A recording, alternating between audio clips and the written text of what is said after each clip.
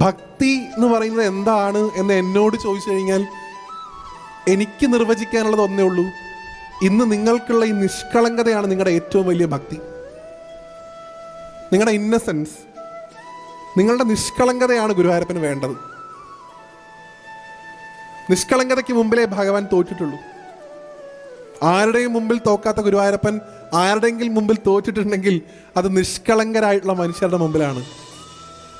നെന്മേനി ഇല്ലത്തൊരു ഉണ്ണി, അദ്ദേഹത്തിൻ്റെ അച്ഛൻ മേൽശാന്തി ആയിരിക്കുന്ന സമയത്ത് മേൽശാന്തിക്ക് എന്തോ ഒരു ബുദ്ധിമുട്ട് കൊണ്ട് ഉച്ചപൂജ കഴിക്കാൻ സാധിച്ചില്ല. മകനെ പറഞ്ഞു വിട്ടു.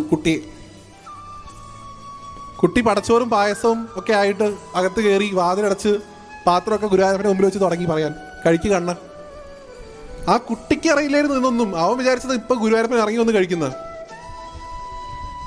ഓരോ തവണയും ഭഗവാനെ വിളിച്ചു, വന്ന് കഴിക്കുക കണ്ണ.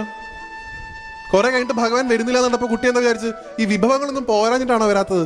ഒരു കാര്യം ചെയ്യാം, ഞാൻ ഇല്ലത്ത് പോയിട്ട് തൈര് കൊണ്ടുവരാം, ഞാൻ ഇല്ലത്ത് പോയിട്ട് കൊണ്ടാട്ടമുളക് കൊണ്ടുവരാം, കഴിക്കുമോ? ഗുരുവായൂരപ്പൻ്റെ വിഗ്രഹത്തേക്ക് നോക്കി ചോദിക്കുക കുട്ടി. ഇത് കഴിച്ചാൽ ഞാൻ വേറൊരു പലഹാരം കൊണ്ടുവന്ന് തരാം, ഇത് കഴിച്ചാൽ ഞാൻ കാറ് വാങ്ങിത്തരാം, ബലൂണ് വാങ്ങിത്തരാം.